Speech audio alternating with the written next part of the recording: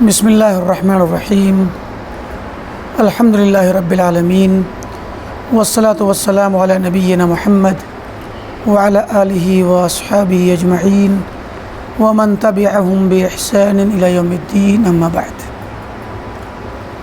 قال الامام الصابونی رحمہ اللہ تعالی فی کتابہ عقیدۃ السلف واصحاب الحدیث يقول ويشهدون لمن مات على الإسلام أن عاقبته الجنة.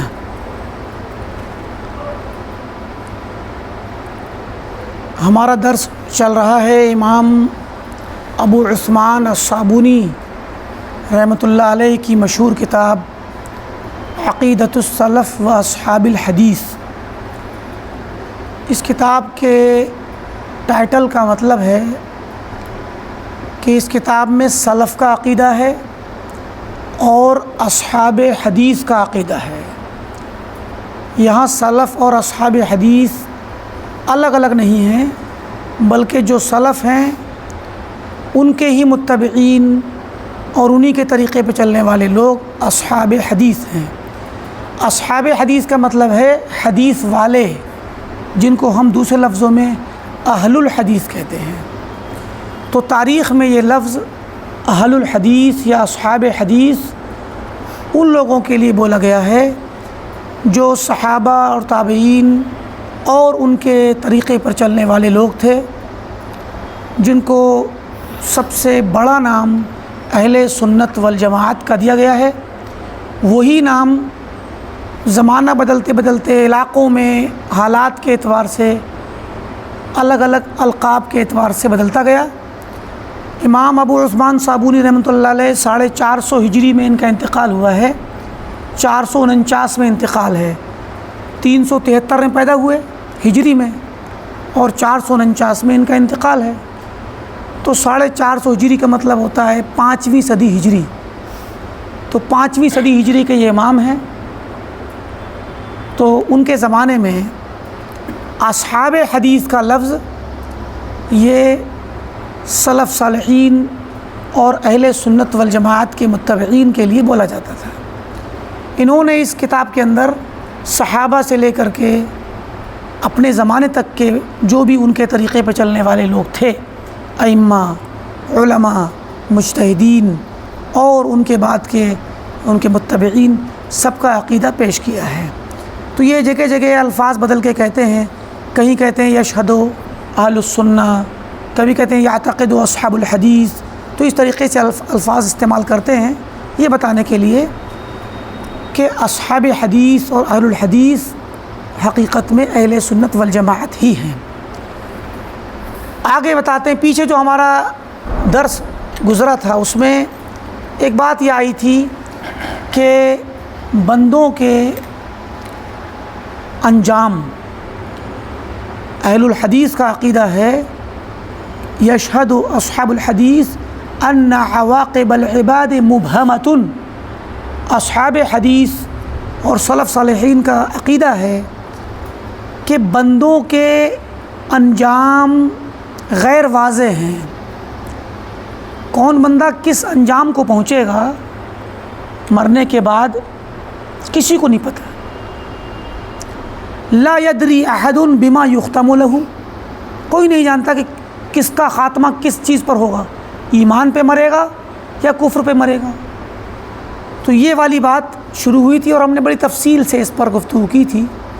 اسی میں مسئلہ آیا تھا کہ اصحاب حدیث اور اہل سنت والجماعت کسی بھی متعین شخص جو طے شدہ نام کے ساتھ کسی کا نام لے کر کے متعین شخص کو نہ تو جنت کی خوشخبری دیتے ہیں مرنے کے بعد کہ کہہ دیں کہ یہ جنتی ہے، اور نہ ہی کسی متعین شخص کے لیے جہنم کی بات کہتے ہیں کہ یہ جہنمی ہے.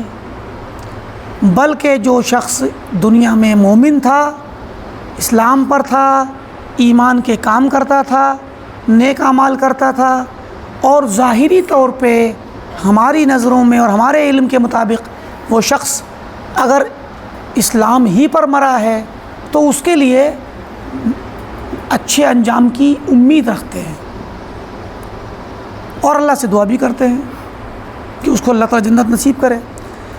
اور انہی میں جو شخص مسلمانوں میں ہی برا تھا، بدکار تھا، سیاہکار تھا، کتاب اور قرآن اور حدیث کے مطابق اللہ کے احکامات کے مطابق عمل نہیں کرتا تھا، اس انسان کے اور آخر میں بھی کبھی کبھی دکھتا ہے کہ کوئی انسان بہت بری موت مرتا ہے، لوگ کہہ دیتے ہیں کہ اس کے گناہوں کا نتیجہ ہے، تو یہ سب دکھتا ہے کبھی کبھی، لیکن چونکہ کفر نہیں دکھا، اسلام ہی دکھا اس کا، گرچہ کیسی ہی وفات ہوئی ہو، مان لیجیے کوئی شراب خانے میں ہی مر گیا شراب پیتے پیتے، لیکن ویسے مسلمان تھا تو اس کو مسلمان مانا جاتا ہے، شراب پینے سے آدمی کافر نہیں ہوتا۔ تو عموماً ایسے لوگوں کو جو بدکاری پہ گناہوں پہ مر جائیں لیکن ان کے ہاں شرک اور کفر نہ پایا جائے، تو ایسے لوگوں کو جہنم کی خوشخبری نہیں دیتے، نہ حکم لگاتے ہیں، بلکہ ان لوگوں کے بارے میں ڈرتے ہیں اللہ سے کہ کہیں ایسا نہ ہو کہ ان گناہوں کی وجہ سے جہنم میں ڈال دیے جائیں۔ لیکن جب تک ہمیں یہ پتہ ہوتا ہے کہ یہ لوگ کفر پر نہیں تھے یا کفر و شرک نہیں کرتے تھے، تب تک ہم ان کے لیے دعائے مغفرت بھی کرتے ہیں۔ لیکن اس کے برعکس جن مسلمانوں کے لیے اللہ نے یا اللہ کے رسول صلی اللہ علیہ وسلم نے قرآن میں یا حدیث میں خوشخبری دے دی ہے جنت کی، اس کی خوشخبری ہم دیتے ہیں۔ جیسے صحابہ کرام، تو صحابہ کا نام جن کا نام لے کے خوشخبری دی ہے، ان کا نام لے کر کے ہم خوشخبری دیتے ہیں، اور جن کو نام نہیں لیا عمومی طور پہ کہا، ان کی عمومی طور پہ ہم خوشخبری دیتے ہیں۔ جیسے عشرہ مبشرہ کے بارے میں آپ جانتے ہیں، ان کا ذکر آئے گا آگے چل کر کتاب میں کہ ابو بکر فی الجنہ، ابو بکر فی الجنہ، عمر فی الجنہ، عثمان فی الجنہ، علی فی الجنہ، اس طریقے سے 10 صحابہ کرام کا نام لے کر کے اللہ کے نبی صلی اللہ علیہ وسلم نے جنت کی خوشخبری دی۔ اور بھی ان کے علاوہ صحابہ ہیں جن کا نام لے کر کے خوشخبری دی گئی، ثابت بن قیس بن شماس کو دی، عکاشہ بن محصن کو دی، اور بہت سارے صحابہ کو دی۔ اور آپ نے بدر والوں کے لیے بھی حدیث آئی، بیعت رضوان والوں کے لیے حدیث آئی، آپ نے فرمایا کہ لن يدخل احد بايع تحت الشجرة النار، یا لن يدخل احد النار ممن بايع تحت الشجرة، کہ جن صحابہ نے حدیبیہ کے موقع پر ایک بیعت رضوان جسے کہا گیا ہے، وہاں پر اللہ کے نبی کے ہاتھ پر بیعت کی تھی، 1400 صحابہ تھے تقریباً، آپ نے فرمایا ان میں سے کوئی بھی جہنم میں نہیں جائے گا۔ اب اس میں نام نہیں لیا گیا 1400 کا، لیکن ایک خاص واقعے کی طرف اشارہ کر دیا گیا، تو یہ عمومی انداز میں بھی خوشخبری دی گئی ہے۔ تو جس کی عمومی خوشخبری ہے اس کی عمومی خوشخبری ہم دیتے ہیں، کیونکہ اللہ اس کے رسول نے بتلا دیا ہے، اور جس کی نام لے کر خوشخبری دی گئی ہے اس کا نام لے کر خوشخبری دیتے ہیں۔ یہ ہوگی جنت کی بات۔ اور جہنم میں جانے کی بات جس کے لیے نام لے کر کہہ دی گئی ہے، اس کے لیے نام لے کر کے ہم کہیں گے۔ ابو لہب کے بارے میں آ گیا، اور ابو طالب کے بارے میں آ گیا، بدر کے مقتولین مشرکین کے بارے میں آ گیا، اور اسی طریقے سے اور بہت سارے لوگوں، فرعون کے بارے میں اور اس کی قوم کے بارے میں آیا، سارے انبیاء کی جو قومیں مشرکین اور کفار گزرے ان کے بارے میں آیا۔ تو جن کا نام لیے بغیر آیا ہے ان کا نام لیے بغیر کہیں گے۔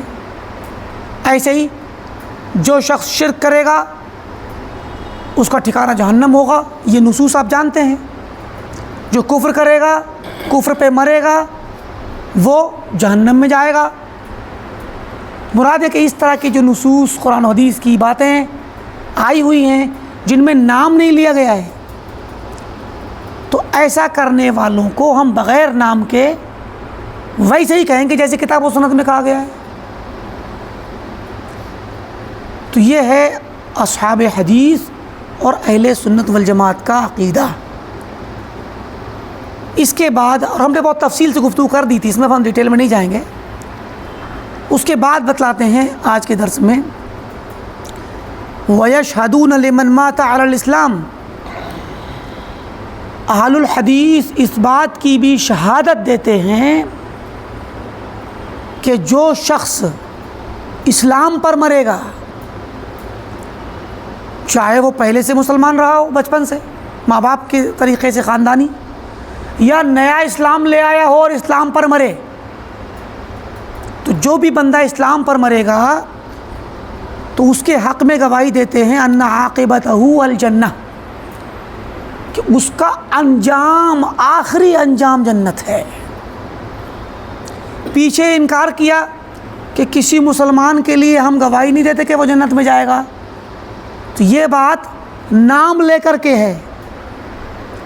کسی مسلمان کا آپ نام لیجئے، عبداللہ، عبد الرحمن، محمد، فلان فلان فلان، اپنے محلے کا ہو، رشتہ دار ہو، کہیں کا بھی ہو، دنیا بھر کا کہیں کا بھی، اس کا نام لے کر کے جب اس کا انتقال ہو جائے آپ کہیں یہ جنتی ہے، اس کا نام لے کے جنتی نہیں کہیں گے، بغیر نام لیے یہ بات کہی جائے گی جو بھی اسلام پہ مرا ہے اس کا آخری انجام جنت ضرور ہے، چاہے وہ شروع میں جہنم میں ڈال دیا جائے، ہو سکتا ہے بدکار رہا ہو، سیاکار رہا ہو، گنہگار رہا ہو، تو ہو سکتا ہے کہ وہ اپنے گناہ کی وجہ سے ابتدا میں جنت میں نہ جائے، اللہ تعالیٰ اس کو سزا دے، کوئی بھی گناہ کر لیا ہو اس نے جس پر سزا کا مستحق ہو جہنم کا، ابتدا میں اس کو جنت میں نہ جانے ملے، جہنم میں جانا پڑے، لیکن عاقبت، آخری انجام، جو شخص اسلام پر مرا ہے اس کا آخری انجام، آخری ٹھکانہ جنت ہے، اس بات کی گواہی ہم دیتے ہیں، لیکن نام لے کے نہیں، بغیر نام کے۔ فرمایا فَإِنَّ الَّذِينَ سَبَقَ الْقَضَاءُ عَلَيْهِمْ مِنَ اللَّهِ، کیونکہ وہ لوگ جن کے بارے میں اللہ تعالیٰ کا فیصلہ پہلے ہی سے ہو چکا ہے، تقدیر کا فیصلہ، کہ یہ لوگ يعذبون بالنار مدتاً، اللہ نے فیصلہ کر دیا کہ اس شخص کو جہنم میں جانا ہے، کچھ مدت تک کے لیے جہنم میں جانا ہے، سیاکار مرے گا مگر اسلام پہ ہوگا، شرک پہ نہیں ہوگا، توحید پہ ہوگا، ایمان پر ہوگا۔ ایمان کے ساتھ کیا کوئی مسلمان گناہ نہیں کر سکتا؟ کیا بالکل کر سکتا ہے، بہت سارے مسلمان ہیں، ہمارے پاس بھی بہت ساری غلطیاں ہوتی ہیں، گناہ ہوتے ہیں، مارکیٹ میں دیکھ لیجئے، محلے خاندان میں دیکھ لیجئے، بھائیوں کی درمیان جائیداد میں دیکھ لیجئے، ایک دوسرے کے حقوق دبا لیتے ہیں، بہنوں کا حق مار لیتے ہیں، ماں کا حق مار لیتے ہیں، بیوی کو مہر ہی نہیں دیتے ہیں، بہت سے لوگ بیویوں کے چھوڑے رکھتے ہیں، دوسری شادی کر لیتے ہیں، ایک کو چھوڑ کے معلق لٹکا دیا، اس کو کوئی حق ہی نہیں دے رہے، اس کو بھی چھوڑ دیا، بچوں کو بھی چھوڑ، پرواہ ہی نہیں ہے۔ کبھی کچھ لوگ بھاگ جاتے ہیں چھوڑ کر کے شہر، اور ایسی جگہ جا کے رہتے ہیں کہ جہاں کچھ پتہ ہی نہ چلے، ایک اور شادی کر کے نئی زندگی بسا لیتے ہیں، ان کو چھوڑے رہتے ہیں۔ بہت سارے حقوق ہیں جو مار لیتے ہیں لوگ، چاہے وہ حقوق العباد ہوں یا شخصی زندگی، چلے گئے کسی اجنبی شہر میں، غلط صحبت میں پڑ گئے، نشہ، ڈرگس، یا اس کے علاوہ اور بھی چیزیں ہیں، گندی صحبت میں جا کے قتل، غارت گری، چوری، ڈاکہ، اور بہت ساری جو کرائم ہیں سماج کے، ان کرائم میں مبتلا ہو جاتے ہیں۔ تو ایسے لوگ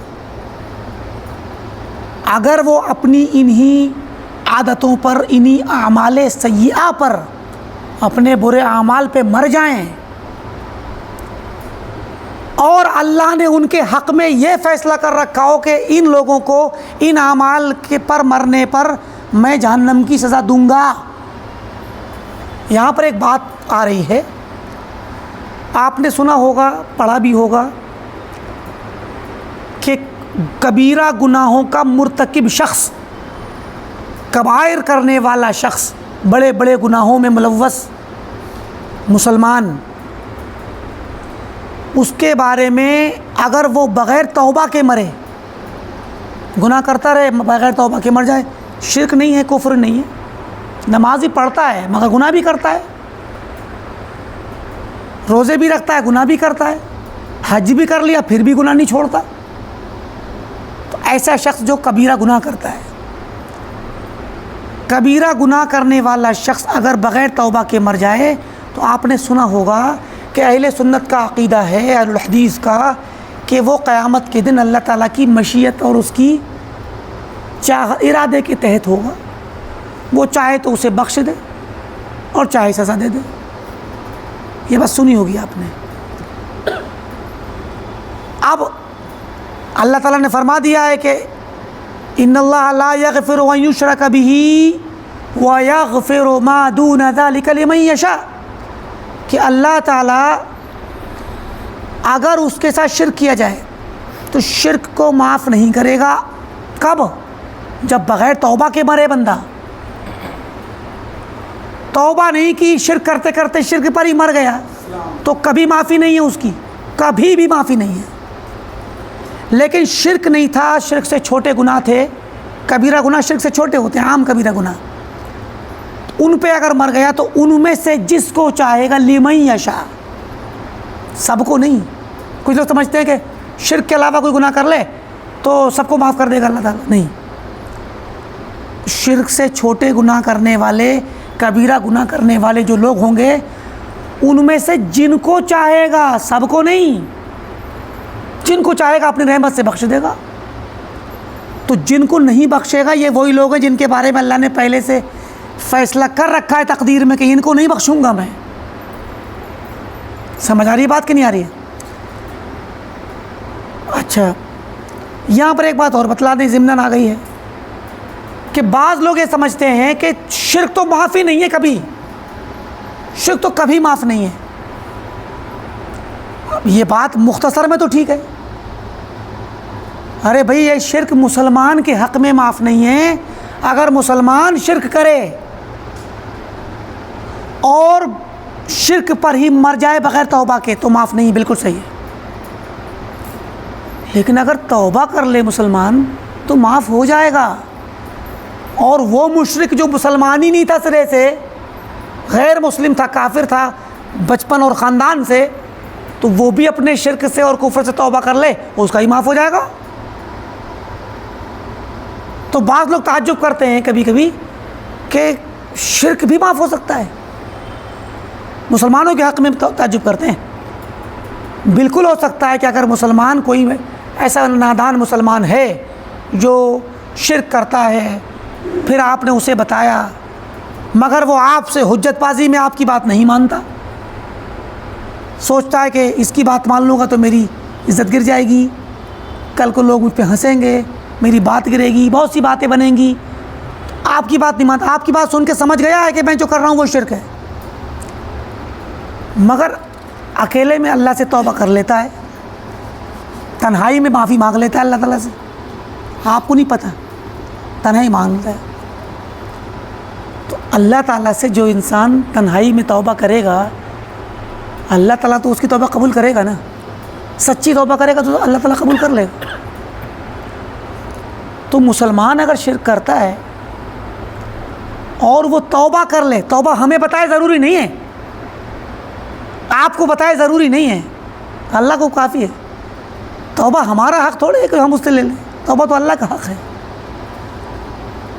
تو اللہ تعالیٰ سے اگر اس نے توبہ کر لی ہے اکیلے میں، بشرطے کہ اس کی توبہ کے قبول کا وقت ہو، موت کا غرغرے کا وقت نہ ہو، اب ڈر نہ لگ گیا ہو اس طرح کا کہ اب تو مرنے والا ہوں، جیسے کہ فرعون نے مرتے مرتے توبہ کی تو نہیں قبول ہوئی اس کی توبہ۔ تو جب تک موت کے آثار نہ آ جائیں اس وقت تک بالکل غرغرہ، جو بالکل سمجھ لیجئے کبھی ہوش ہے کبھی بے ہوشی اور موت نکلنے اور جان نکلنے کے حالات قریب ہیں، تو اس وقت میں پھر توبہ قبول نہیں ہوتی۔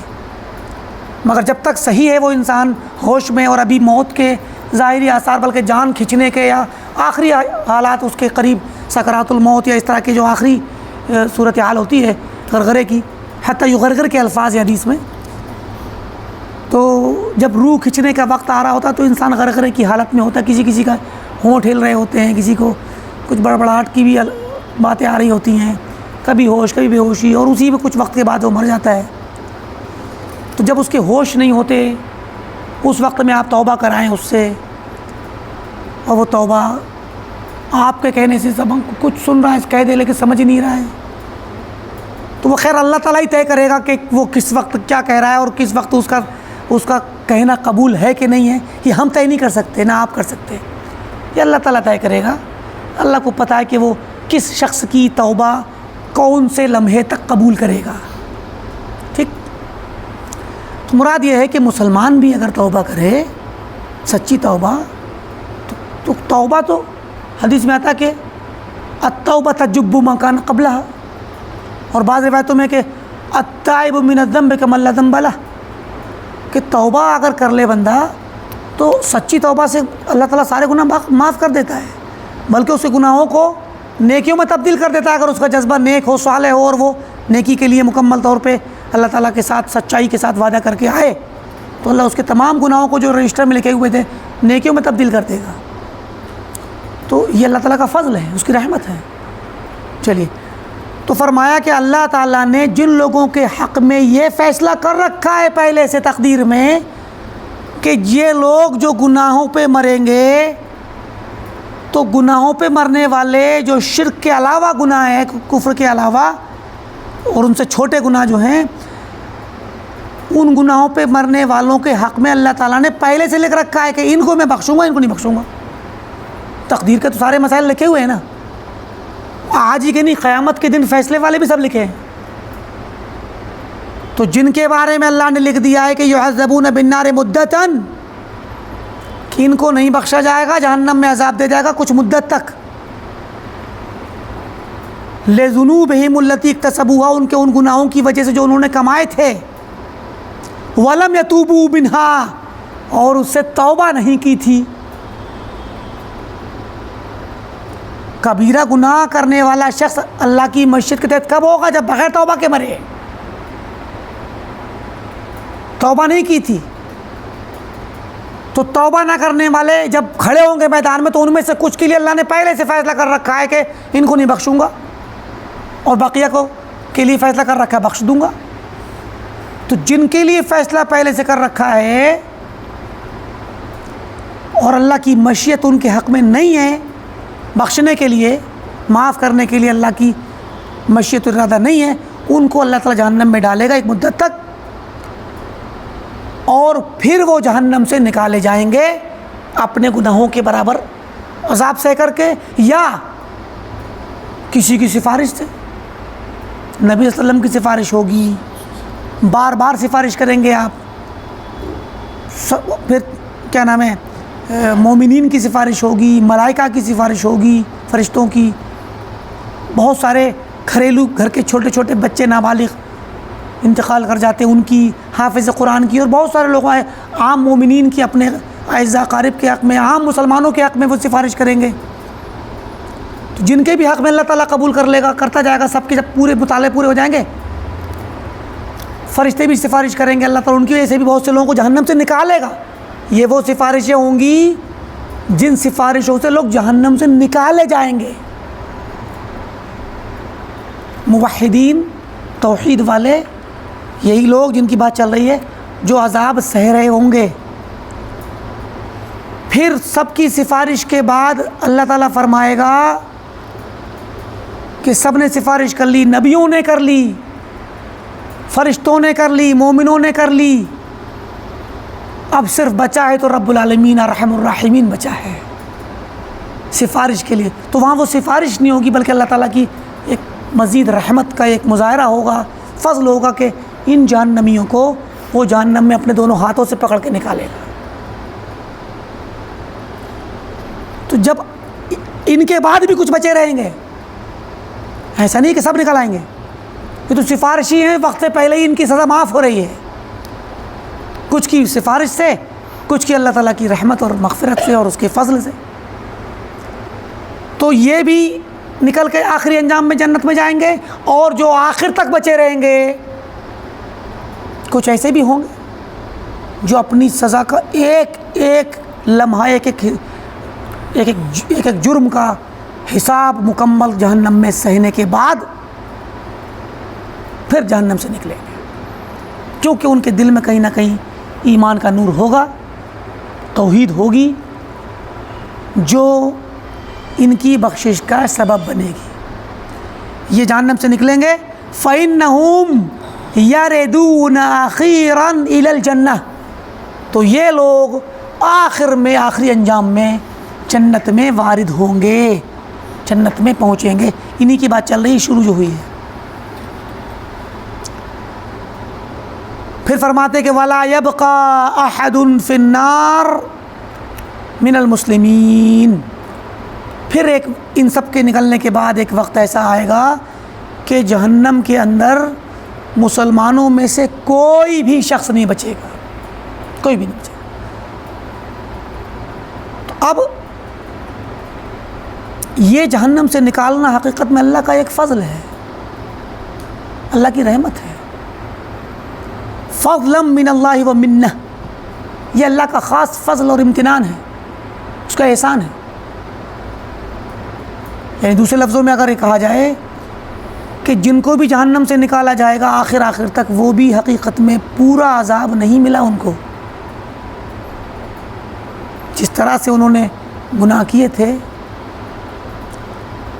ہو سکتا ہے کہ ظاہری شکل میں ان کو پورا محسوس ہو، یا اللہ تعالیٰ کچھ ان کے لیے ایک عذاب مقرر کر دے مدت تک کہ اتنا مدت دے دو، ٹھیک، اور اتنی مدت مکمل کر کے آئیں، تب بھی وہ کما حقہ مکمل نہیں ہے. اور ان کو نکال لینا یہ ان کے لیے اللہ کا فضل ہے، اللہ کی رحمت ہے. ورنہ اللہ تعالیٰ اگر اپنا حساب لینا چاہے، حدیث میں آتا ہے، ہم نے سنائی بھی ہے پہلے آپ کو، لو ان اللہ عذب اہل سماواتی و اہل ارضہ، اگر اللہ تعالیٰ اپنے اہل سماوات اور اہل ارض سب کو عذاب دینا چاہے، لعذبہم وہو غیر ظالم لہم، تو وہ سب کو عذاب دے گا اور سب کو عذاب دینے پر وہ ظالم نہیں ہوگا. کیوں؟ کیونکہ اللہ تعالیٰ کے جو احسانات ہیں، اللہ کی جو نعمتیں ہیں، ان کا محاسبہ اللہ تعالیٰ اگر کر لے تو حقیقت میں کوئی نہیں بچے گا. ان کو تو ان کے جرموں کی سزا ملے گی، اللہ تعالیٰ اپنی نعمتوں کا محاسبہ نہیں کرے گا پورے طور پہ. نعمتوں کا محاسبہ تو مومنوں سے کر لے تو مومن بھی جنت کے مستحق نہیں ہوں گے. مومن کے نبی بھی نہیں، فرشتے بھی نہیں، کوئی نہیں. اللہ نے جو انعامات کیے ہوئے ہیں، احسانات کیے ہوئے ہیں، ایک پل ایک لمحہ جو اللہ کی نعمتیں ہم پر ہیں، تو یہ رحمت ہی ہے ان کو نکال دینا. اور گناہوں کے برابر یا جو بھی اللہ نے مقدر کر دی مدت کہ اتنی مدت ان کو عذاب دے دو، کسی کو آخر میں نکال رہے ہیں، وہ یہ نہ سوچے کہ نہیں میں تو اب سارا کا سارا حساب کتاب چکا دیا میں نے، تو اب میرے اوپر کچھ نہیں بچا ہے. ایسا نہیں ہے، اس کو نکالنا بھی اس کا حق نہیں ہے، یہ فضل ہے اللہ کا محض. ویسے ہی فضل ہے جیسے کہ مومنوں کو جنت میں داخل کرنا، یہ بھی اللہ کا محض فضل ہے. اللہ کے رسول صلی اللہ علیہ وسلم نے فرمایا لن يدخل احد منکم الجنۃ بعملہ، تم میں سے کوئی شخص اپنے عمل کے عوض میں جنت میں نہیں جائے گا. صحابہ نے پوچھا رسول اللہ ولا انت یا رسول اللہ، آپ بھی نہیں یا رسول اللہ؟ آپ نے کہا ولا انا، میں بھی نہیں.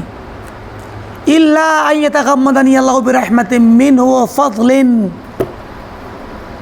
سوائے اس کے کہ جب اللہ تعالیٰ مجھے اپنی رحمت اور فضل میں ڈھانپ لے تو اس کے فضل سے ہی میں جا پاؤں گا. ورنہ ہمارے اعمال اس قابل نہیں ہے کہ جنت کی قیمت بن سکیں، جنت کا عوض بن سکیں، اس قابل نہیں ہے. جنت میں جانے کا بہانہ تو بن سکتے ہیں، سبب، بہانہ. جزاء بما کنتم تعملون کا اللہ ڈالیں، جنت تو کہے گا یہ تمہیں تمہارے عملوں کا بدلہ دیا ہے جو میں نے دیا ہے. یہ بدلہ اصل میں بدلہ کا ترجمہ نہیں ہے کرنا چاہیے. بدلہ تو اعمال بنتے ہی نہیں ہیں، عمل بدلہ نہیں ہے. جنت کا ٹکٹ جو ملتا ہے ہمیں یا کسی کو بھی ملے گا، وہ بدلے قیمت پیسہ دے کے نہیں ملا، آپ نے عمل دیا اور مل گیا. جنت کی قیمت تو کوئی ادا نہیں کر سکتا. جنت میں جانے کا ایک سبب اور بہانہ ہے تمہارے اعمال، تمہارے عمل کی وجہ سے آئے ہو. جنت کے عمل کے بدلے میں نہیں آئے، عمل کی وجہ سے آئے ہو۔ اللہ تعالیٰ کو بہانا چاہیے بخشنے کا بس۔ تو جس طریقے سے مومنوں کو، اہل ایمان کو اللہ تعالیٰ جنت میں داخل کرے گا اپنے فضل سے، ویسے ہی ان جہنمیوں کو بھی نکالے گا، خاص کر اس آخری شخص کو بھی جو نکالے گا تو فضل ہی ہے اس کا، رب العالمین کا۔ انشاءاللہ بات واضح ہو گئی ہوگی۔ فرمایا تو یہ تو بات ہو گئی اس کی جو اسلام پر مرے، اس کا آخری انجام جنت ہے، آخری۔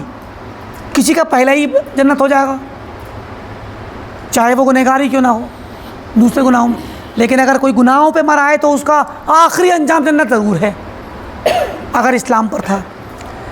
وَمَنْ مَاتَ وَالْعِيَاذُ بِاللَّهِ، اور اگر کوئی مرا اللہ کی پناہ کفر پر، علی الکفر، اگر کوئی کفر پہ مر گیا، اللہ کی پناہ، اللہ میں اپنی پناہ میں رکھے، اگر کوئی کفر پہ مر گیا فَمَرَدُّهُ إِلَى النَّارِ، تب تو اس کا ٹھکانہ جہنم ہے، ہمیں پتہ چلے یا نہ چلے کہ کیا پہ مرا ہے۔ تبھی تو پیچھے بات گزری، پیچھے والے درس میں، کہ ہم کسی مسلمان کو جو ظاہری شکل میں، ظاہری طور پہ مسلمان تھا، اس کو جنت کی خوشخبری اس لیے نہیں دیں گے کہ ہمیں اس کے انجام کا، غیب والے انجام کا پتہ نہیں ہے،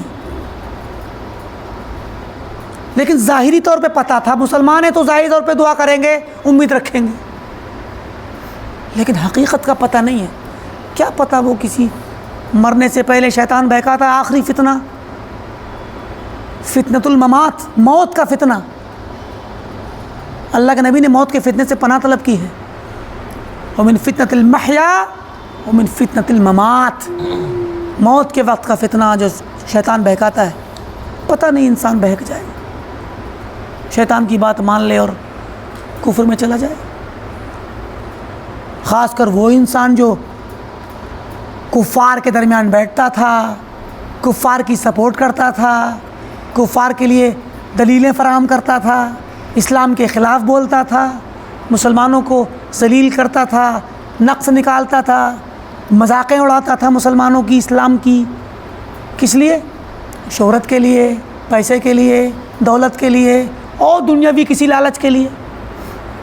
گرچہ وہ مسلمان تھا، کہنے کو مسلمان تھا، نام مسلمان، بظاہر کبھی کفر کی بات اس نے اقرار نہیں کیا، کفر کا اقرار نہیں کیا، اور اس پر کبھی کفر کی کوئی ایسی واردات بھی نہیں گزری، یا اس پر کفر کا فتویٰ بھی نہیں لگا۔ اب فتویٰ لگنا مطلب تھوڑی کوئی بھی انسان فتویٰ لگا دے، حجت قائم کی جائے اور جو اس کا پروسیجر ہے اس کے مطابق۔ اب وہ مر گیا تو اب نہ تو ہم ڈائریکٹ اس کو اسلام کے، مسلمان ہونے کی وجہ سے جنت کی خوشخبری دیں گے، نہ اس کی ان حرکتوں کی وجہ سے جہنم کی خوشخبری دیں گے۔ ممکن ہے مرنے سے پہلے توبہ کر لی ہو، یا یہ بھی ممکن ہے کہ مرنے سے پہلے وہ اسی کفر ہی پہ مرا ہو۔ تو فرمایا جو بھی کفر پہ مرے گا اس کا ٹھکانہ جہنم ہے، لا ینجو منہا، جہنم سے نجات نہیں پائے گا، ولا یکون لمقامہ فیہا منتہا، اور جہنم میں رہنے کی جو اقامت ہے نا اس کی، جو وہاں رہے گا اس کی اقامت اور اس کے رہنے کی کوئی انتہا نہیں ہوگی کہ کچھ دنوں کے بعد نکل جائے، ہمیشہ ہمیشہ جہنم میں رہے گا۔ تو یہ اہل الحدیث کا، اہل سنت والجماعت کا عقیدہ ہے۔ اس میں دو باتیں ہیں خلاصے کے طور پہ، مسلمان کے حق میں اور کافر کے حق میں۔ مسلمان کے حق میں دو باتیں کہ جو مسلمان ظاہری طور پہ اسلام پر ہے اور وہ جب انتقال کرتا ہے تو اس کا نام لے کر کے ہم اس کو جنت کی خوشخبری نہیں دیں گے، اور اگر وہ ظاہری طور پہ مسلمان تھا لیکن بدعمال تھا، بد کردار تھا، سیاکار تھا، تو اس کے اعمال کو دیکھ کر اس کو جہنم کی خوشخبری بھی نہیں دیں گے۔ مسلمانوں میں سے جن مسلمانوں کو اللہ اس کے رسول نے خوشخبری دے دی ہے ان کو دیں گے خوشخبری، لیکن عام مسلمانوں کو خوشخبری نہ دینے کا مطلب یہ بھی نہیں کہ ان کو سرے سے جنت کے لیے کچھ بھی نہیں کہیں گے، بلکہ یہ کہا جائے گا بغیر نام لیے کہ جو بھی شخص اسلام پر مرے گا اس کا آخری ٹھکانہ جنت ہے، ہو سکتا ہے پہلا ٹھکانہ ہی جنت ہو جائے اگر اللہ کی بخشش ہو جائے۔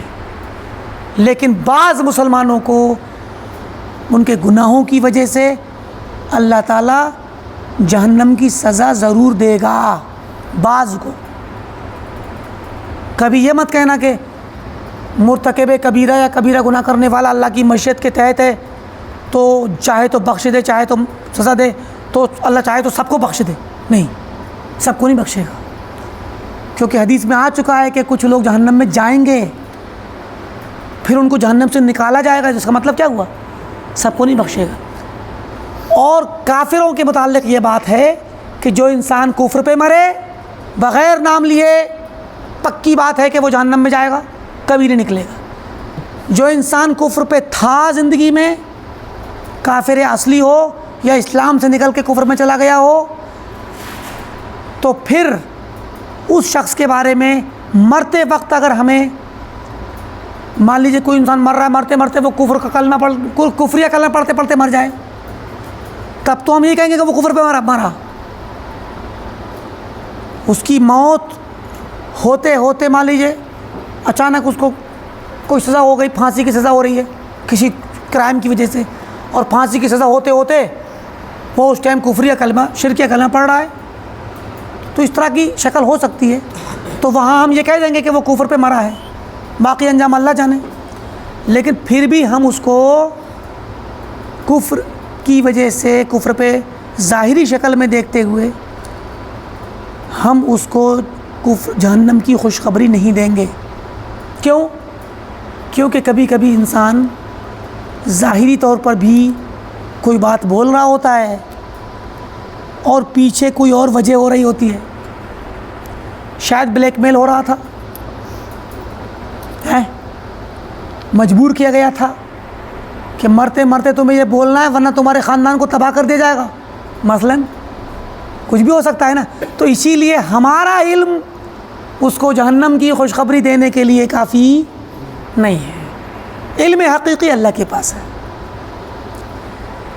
اس کے بعد انہی مسلمانوں کی بات آ رہی جن کو نام لے کر کے جنت کی خوشخبری دی گئی ہے۔ فرمایا فَأَمَّا الَّذِينَ شَهِدَ لَهُمْ رسول اللہ صلی اللہ علیہ وسلم، کہ جن لوگوں کو ہمارے رسول صلی اللہ علیہ وسلم نے گواہی دے دی ہے، جن کے حق میں من اصحابہ، آپ کے صحابہ میں سے، بِأَعْيَانِهِمْ، ان کا نام لے کر تعیین کر کے، ان کی شخصیات کا نام لے کر کے، جن کا نام لے کر کے آپ نے خوشخبری دی ہے، فَإِنَّ أَصْحَابَ الْحَدِيثِ، تو اہل الحدیث جو ہیں، یشہدون لہم بذالک، ان کے لیے جنت کی خوشخبری ان کا نام لے کر کے ان کو دیتے ہیں، گواہی دیتے ہیں کہ ان کو وہ جنت میں جائیں گے جن کا نام لے کے اللہ کے نبی نے خوشخبری دی ہے۔ کیوں ہم کہتے ہیں یہ بات؟ تصدیقاً منہم للرسول صلی اللہ علیہ وسلم، ہم اللہ کے نبی کی اس خبر اور حدیث میں آپ کی تصدیق کرتے ہیں۔ جب اللہ کے نبی نے فرمایا ابو بکر فی الجنہ، تو یہ اللہ کے نبی نے خبر دی ہے ہمیں، اور اس خبر کی ہم تصدیق کرتے ہیں کہ بالکل یہ سچی خبر ہے، ابو بکر جنت میں جائیں گے، اپنا دعویٰ نہیں ہے، اللہ کے نبی کی تصدیق ہے۔ سمجھ آ رہی ہے بات؟ فرمایا لفیما ذکرہ، آپ نے جو بات ذکر کی اس کی تصدیق کرتے ہیں ہم، ووعدہ لہم، اور آپ نے ان کے لیے وعدہ بھی کر دیا، اس خبر میں وعدہ بھی ہے کہ آپ نے کہا تھا نا صبراً یا آل یاسر فإن موعدکم الجنہ، یاسر اور ان کی بیوی سمیہ رضی اللہ تعالیٰ عنہ عذاب سہتے تھے، باندھ دیے گئے ہیں، کھڑے ہیں، پیٹے جا رہے ہیں، کوڑے پر سائے جا رہے ہیں، ان کے بیٹے عمار کو بھی مارا جا رہا ہے، آپ گزرتے آپ کہتے ہیں اے آل یاسر صبرن، مکے میں صبر کر لو، تمہارا موعد جو اللہ کا وعدہ ہے، تمہارا وعدہ، تمہارے لیے ایک وعدہ کیا گیا جنت کا، کوئی بات نہیں، جنت ملے گی تم کو، وعدہ کیا نا۔ تو اللہ کے نبی نے وعدہ کیا، ان کو وعدہ دیا ہے صحابہ کو، جن کا نام لے کر جنت کی خوشخبری دی ہے، تو آپ کے وعدے کی ہم تصدیق کرتے ہیں۔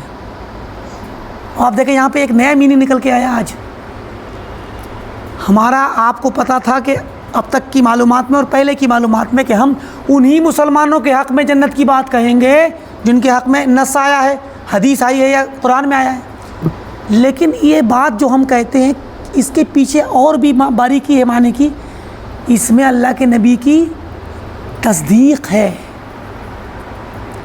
آپ کی پیروی ہے، آپ نے کہا تو ہم بھی کہیں گے، ایک تو یہ بات ہے۔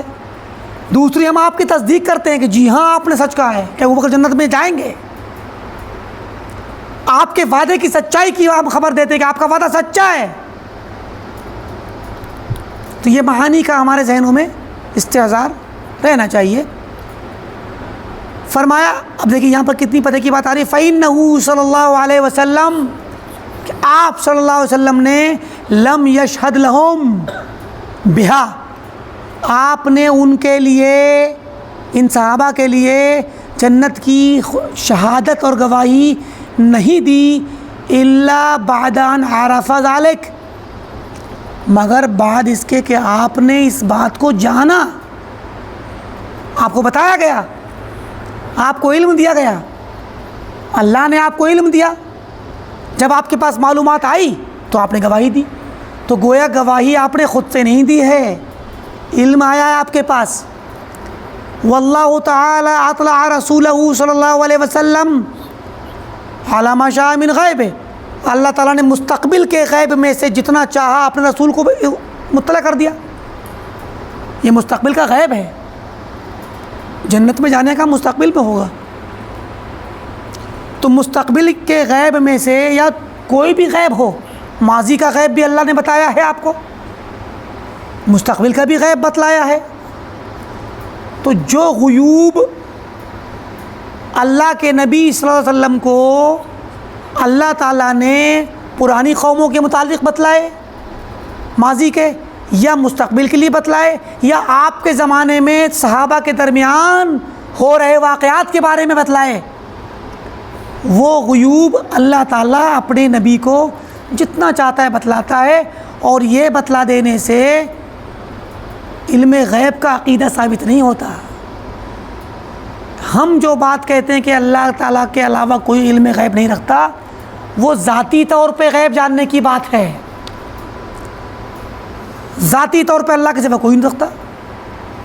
اور اگر کوئی انسان یہ کہہ دے کہ نبی صلی اللہ علیہ وسلم یا پرانے نبیوں میں سے کوئی نبی یا کوئی ولی، کوئی شہید، کوئی صدیق، کوئی نیک صالح انسان، کوئی بزرگ غیب رکھتے ہیں، ذاتی طور پہ جانتے ہیں غیب، تو یہ شرک اکبر ہے۔ رہی بات ان غیوب کی، جو غیب کی باتیں چاہے ماضی کی ہوں یا مستقبل کی ہوں، اللہ نے اپنے رسول کو بتلائیں، تو جب اللہ نے بتلا دیا تو غیب کہاں رہا؟ اللہ کے نبی نے ہمیں بتلا دیا۔ اب بھئی یہ غیب تھا جب تک اللہ تعالیٰ نے بتلایا ہی نہیں تھا۔ ابو بکر و عمر کے بارے میں جن کا نام آ رہا ہے، یہ غیب ذاتی تھا اس وقت تک جب تک اللہ نے بتلایا نہیں تھا، وحی نہیں آئی تھی، اور ہمیں اللہ کے نبی نے حدیث میں بتلایا نہیں تھا، اس وقت تک وہ غیب تھا۔ اللہ نے اپنا غیب، اپنے بہت بڑے غیب میں سے ایک کچھ معلومات لے اپنی غیب کی نبی تک پہنچا دی، کہ چلو یہ بتا دیتے ہیں آپ کو۔ نبی تک بات آئی غیب کی۔ اللہ تعالیٰ اپنے نبی کو غیب بتلاتا ہی اس لیے ہے تاکہ نبی اس غیب کو اپنی امت تک پہنچائیں۔ تو اب جب اللہ نے بتلا دیا تو اب پتہ چل گیا اللہ کے نبی صلی اللہ علیہ وسلم کو، تو وہ غیب تو رہا نہیں۔ چلیے ابھی ہمیں نہیں پتہ تھا، آپ نے صحابہ کو بتلا دیا، سب کو پتہ چل گیا، اب غیب کہاں رہا؟ اور وہ آج ہم تک منتقل ہو گیا ہے، قیامت تک منتقل ہوگا۔ اور جو کچھ بھی غیوب آپ نے مستقبل کے بارے میں اللہ نے آپ کو بتلائے سب آپ نے بتلا دیے۔ حدیث میں آتا ہے، بعض لمبی لمبی حدیثیں ہیں، صحابہ فرماتے ہیں کہ ایک دن اللہ کے نبی صلی اللہ علیہ وسلم نے ہمیں فجر کی نماز پڑھائی، آپ ممبر پہ کھڑے ہو گئے، آپ خطبہ دیتے رہے، بتلا ابتدا سے جب سے اللہ نے کائنات بنائی تھی تب سے لے کے آپ نے ساری باتیں بتلائیں، سب بتلایا صحابہ اکرام کو۔ صحابہ بتلاتے ہیں حفظہ من حفظہ نسیہ من نسیہ، جس کو یاد رہا اسے یاد ہے، جس کو جو بھول گیا وہ بھول گیا۔ جیسے ہمارے درمیان ہوتا ہے کہ بھئی 20 25 85 لوگ بیٹھے ہیں، ایک عالم دین کوئی تقریر کر رہے ہیں، کوئی درس دے رہے ہیں، یا کہیں پروگرام آپ سن رہے ہیں، کچھ باتیں آپ کو یاد رہتی ہیں، کچھ دنوں کے بعد کچھ بھول جاتے ہیں۔ ایک بات آپ کو یاد ہے، دوسری کسی اور کو یاد، تیسری کسی اور کو، چوتھی کسی اور کو یاد ہے، ملا جلا کے تقریباً اگر سب لوگ اکٹھے ہو جائیں تو وہ ساری کی ساری باتیں سامنے آ جائیں گی۔ ایسے ہی ہوا ہے، آپ صلی اللہ علیہ وسلم نے صحابہ کو اکٹھا کر کے سب بتلایا۔ حضرت عمر فاروق رضی اللہ عنہ فرماتے ہیں کہ آپ نے بتاتے بتاتے آگے مستقبل کا بتلایا، قیامت کیسی آئے گی، کیا ہوگا، سارے فتنے کیسے ہوں گے، کیا کیا مسائل ہوں گے، پھر قیامت برپا ہوگی، پھر اٹھیں گے لوگ، سب بتلایا، یہاں تک کہ جنتی جنت میں چلے گئے، جہنمی جہنم میں چلے گئے، آپ نے سب بتلا دیا۔ اور آپ نے یہ ایک مرتبہ نہیں کیا ہے، کئی مرتبہ ایسا کیا ہے۔ اور آپ دیکھیں کہ اب یہ چیز یہ ساری معلومات ایک حدیث میں تو کہیں نہیں ملے گی، کیونکہ صحابہ کو ساری مکمل یہ ساری معلومات یاد نہیں رہی، لیکن بکھری بکھری سب لوگوں کو یاد تھی۔ اسی لیے صحابہ نے الگ الگ انداز میں بتا دیا کہ قیامت کے فتنوں کے بارے میں، آخرت میں کیا ہوگا، کیسے اٹھائے جائیں گے، ساری باتیں۔ جنت کے بارے میں پڑھ لیجئے احادیث میں، کتابوں میں، جہنم کے بارے میں پڑھ لیجئے، آخرت کے قیامت سے پہلے کے واقعات پڑھ لیجئے، ایسا لگے گا کہ اسکرین کھلی ہوئی سامنے واقعہ ہو رہا ہے۔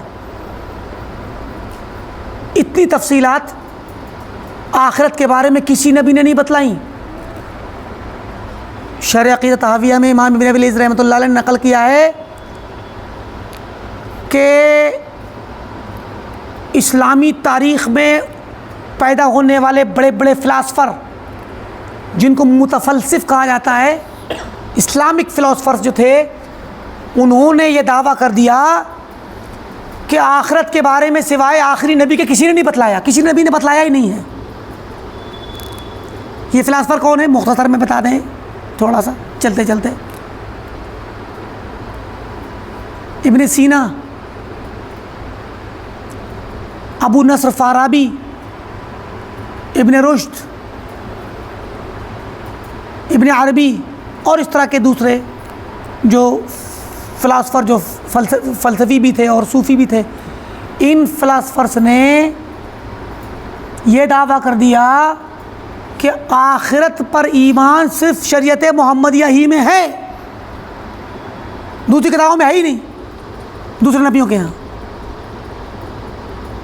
اس کی تردید کی ابن ابی العز نے، بہت نصوص قرآن کی آیات پیش کی ہیں، آدم علیہ السلام کے واقعے سے لے کے، بلکہ آدم علیہ السلام کو اتارنے سے پہلے ہی ابلیس نے کہا تھا کہ رب فانظرنی الی یوم یبعثون، اللہ مجھے بس قیامت تک کے لیے، جب تک یہ اٹھائے جائیں گے اس وقت تک کے لیے مجھے مہلت دے دے۔ ہیں وہاں سے نقل کی ہیں، اللہ نے آسمان سے اتارا، قلنا بتو منہا جمیعا، وہاں سے شروع کیا،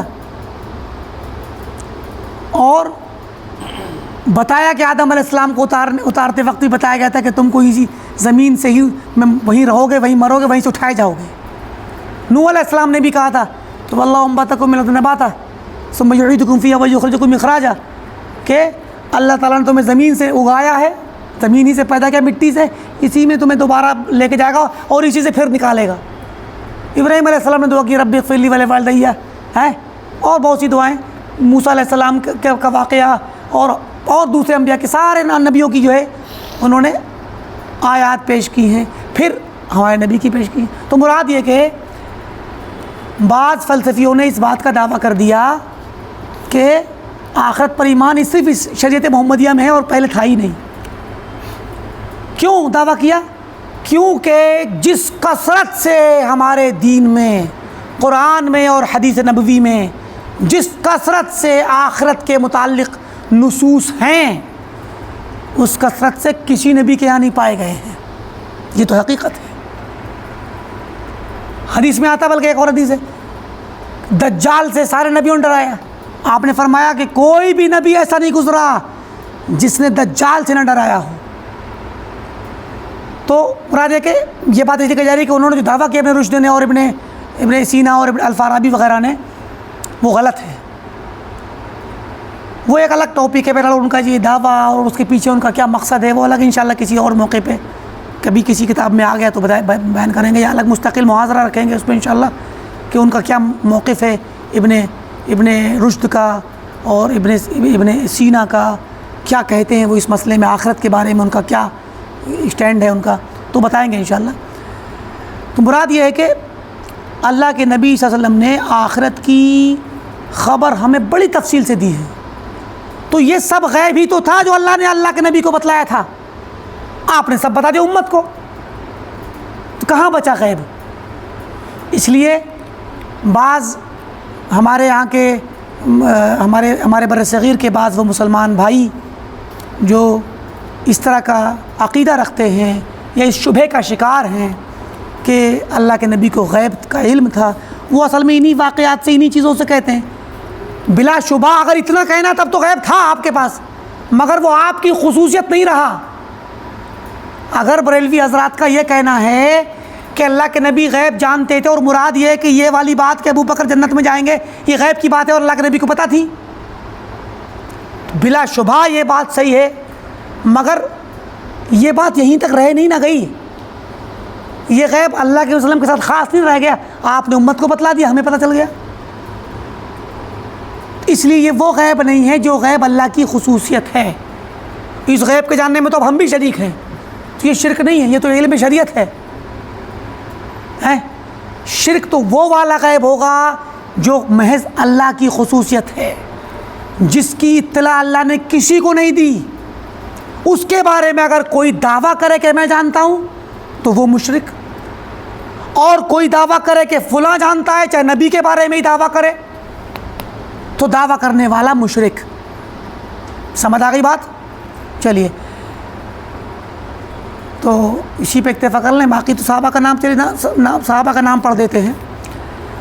فرمایا فرمایا وَبَيَانُ ذَلِكَ فِي قَوْلِهِ، بولے ہم نے جو بات کہی کہ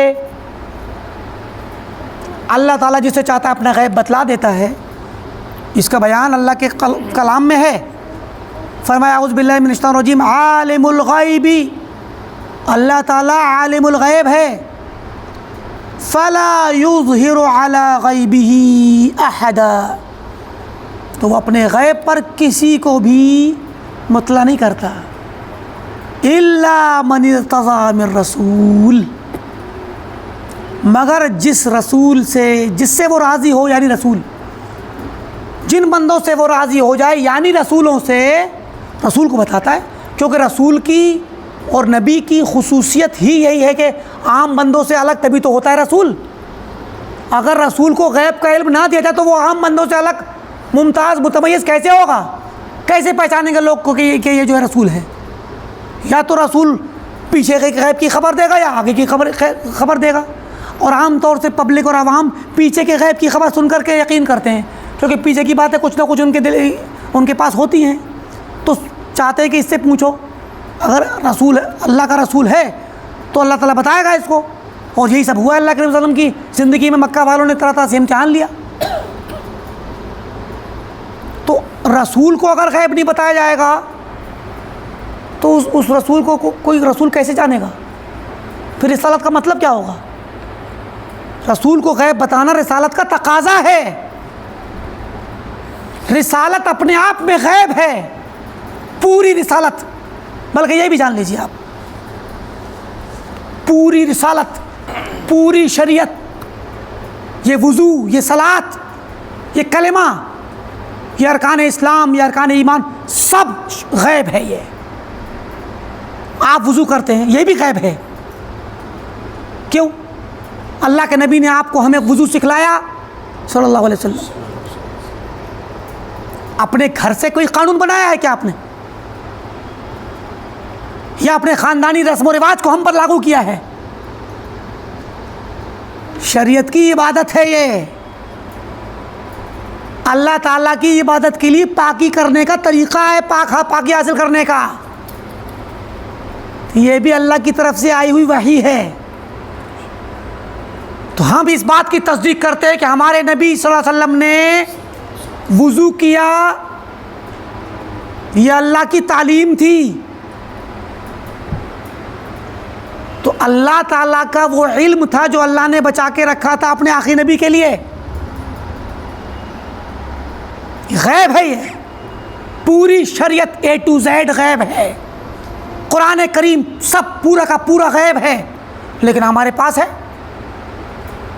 یہ لوح محفوظ میں تھا، لوح محفوظ سے پہلے اللہ تعالیٰ کا تھا یہ کلام۔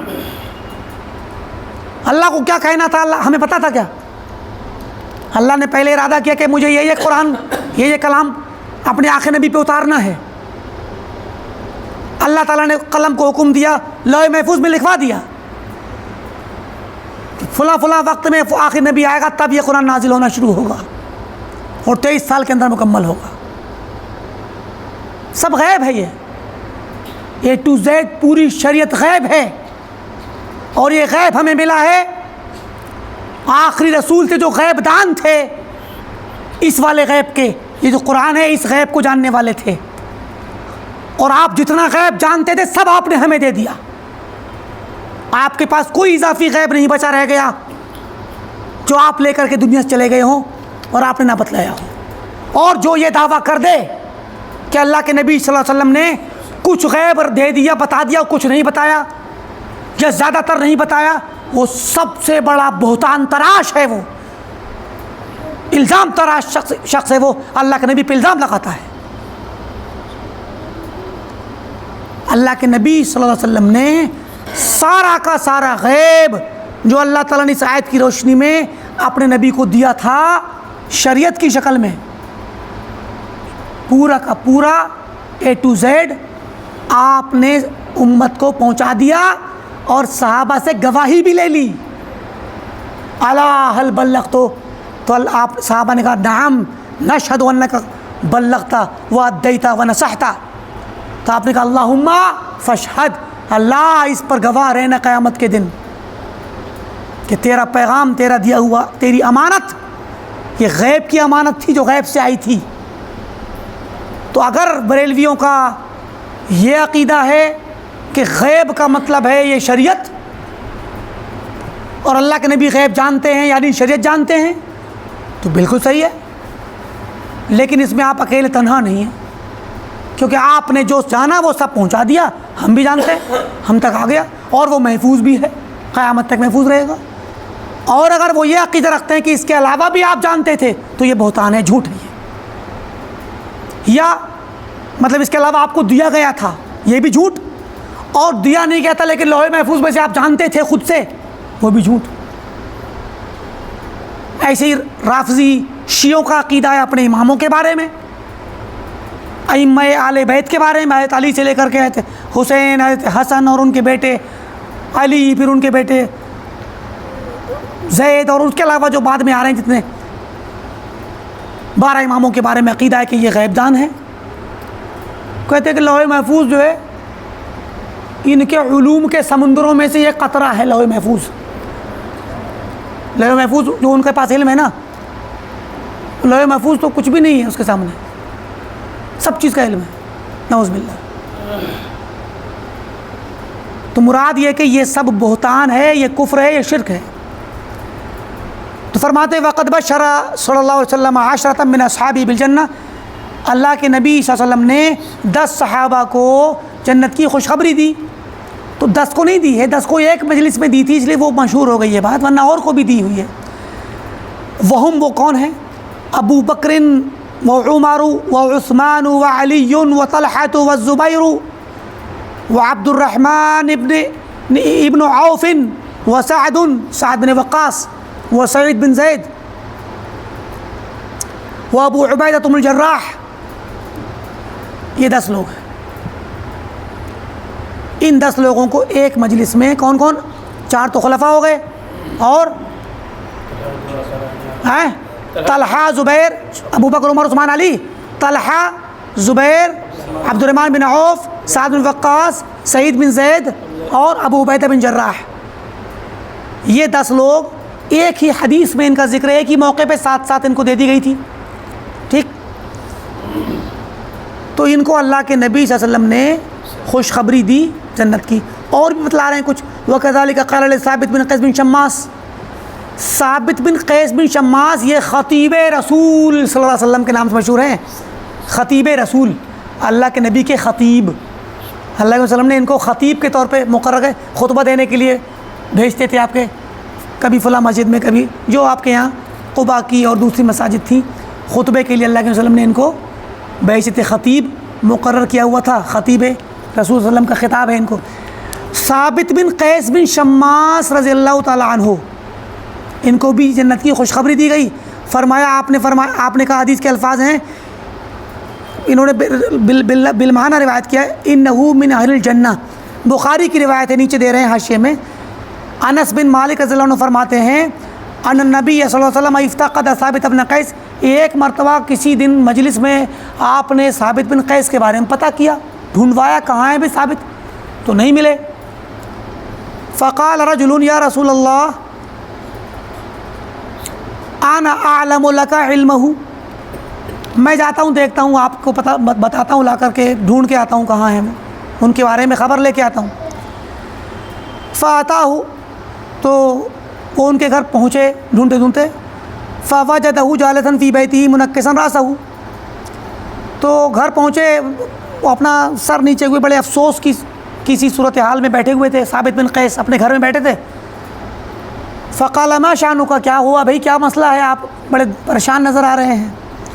فقال شر، بولے ایک پریشانی ہے، کچھ مصیبت ہے، شر. کان یرفع صوتہ فوق صوت النبی صلی اللہ علیہ وسلم. ایک دن نبی صلی اللہ علیہ وسلم کی سامنے آپ کی آواز سے زیادہ بلند آواز میں بول پڑے تھے، دھوکے میں، بھول چوک میں. سورہ حجرات میں کہا گیا نا کہ اپنی آوازوں کو اللہ کے نبی کی آواز پہ بلند نہ کرو، کہیں ایسا نہ ہو کہ تمہارے اعمال برباد ہو جائیں اور تمہیں پتہ بھی نہ چلے. اب یہ کسی وقت بول گئے ہوں گے زور سے خطبے میں یا کسی اور موقع پہ، یہاں پر ذکر نہیں آ رہا کہ کس وقت انہوں نے آواز بلند میں بولا تھا. جا کے گھر میں پریشان بیٹھے ہیں کہ میں اللہ کے نبی کے اوپر زور سے بول گیا آپ کے سامنے، آپ کی آواز سے زیادہ اونچی آواز نکل گئی میری، تو اب تو میرے سارے اعمال برباد ہو گئے. فقد حبط عملہ وہو من اہل النار. اب میں تو جہنم میں جاؤں گا، میرے اعمال تو برباد ہو گئے. پریشان بیٹھے ہیں گھر میں.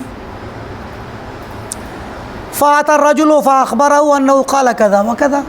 تو وہ آدمی واپس ہو گیا، وہ صحابی، اور آ کر کے اللہ کے نبی صلی اللہ علیہ وسلم کو بتلایا کہ بھئی ثابت تو بڑے پریشان بیٹھے ہیں، وہ کہہ رہے ہیں میں تو جہنمی ہو گیا، میرے عمل برباد ہو گئے، اللہ نے تو سورہ حجرات میں کہہ رکھا ہے، اور میں زور سے بول گیا تھا.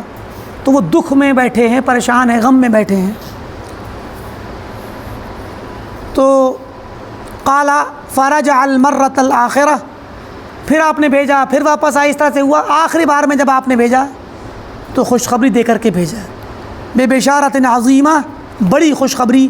آپ نے کہا اذهب الیہ، ان کے پاس جاؤ، ثابت بن قیس کے گھر جاؤ. فقل له، اور ان سے کہو انک لست من اہل النار ولکن من اہل الجنہ. تم جہنم والوں میں سے نہیں ہو، تم جنت والوں میں سے ہو. یہ بخاری کی روایت ہے. ٹھیک ہے. تو جب یہ بات حضرت انس فرماتے ہیں، واقعے کے شاہد گواہ حضرت انس ہیں اور راوی بھی حضرت انس رضی اللہ عنہ ہیں. فرماتے قال انس بن مالک، انس فرماتے ہیں فلقد کان امشی بین اظہرنا، ثابت بن قیس ہمارے درمیان چلتے پھرتے ہوا کرتے تھے، کبھی دکھتے تھے. ونحن نقول، اور ہم جب گزرتے تھے ہم کہتے تھے انہ من اہل الجنہ، یہ آدمی جنتی ہے. بعض روایتوں میں کہ رجل من اہل الجنہ، دیکھو جنتی آدمی جا رہا ہے. تو یہ صحابہ کرام چونکہ اللہ کے نبی صلی اللہ علیہ وسلم نے خوشخبری دے دی تھی، اب آپ کی خوشخبری غلط نہیں ہو سکتی، لہذا صحابہ یقین سے کہتے تھے کہ یہ جنتی ہے. چلیے اسی پہ اکتفا کرتے ہیں، باقی اور بھی صحابہ کرام کے فضائل آئیں گے. آگے کی مجلس میں انشاءاللہ ان پر کلام ہوگا۔ اللہ رب العالمین سے دعا ہے کہ اللہ تعالی ہمیں سلف صالحین کے عقیدے کو سمجھنے اور ان کے مسلک پر چلنے کی توفیق عطا فرما۔ جب تک اس دنیا میں رہیں دین اور ایمان اور اسلام اور توحید پر اور سنت پر قائم رہیں، جب ہمارا خاتمہ ہو تو ایمان اور توحید پر ہو۔ وآخر دعوانا الحمدللہ رب العالمین، والسلام علیکم ورحمۃ اللہ وبرکاتہ۔